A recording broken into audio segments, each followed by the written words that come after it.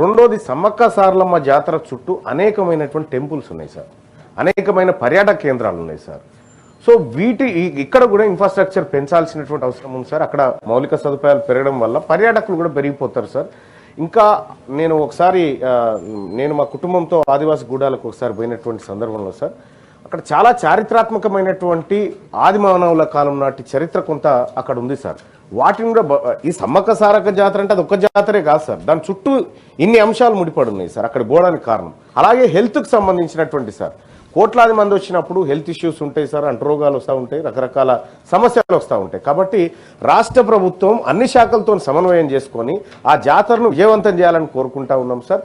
ఇక ట్రాన్స్పోర్ట్ విషయంలో కానీ ప్రత్యేక బస్సులు, ఇక అక్కడి సమ్మక్క సారక్క జాతర అంటే అదనపు ఛార్జీలు వసూలు చేసే సాంప్రదాయం మన దగ్గర ఉంది సార్.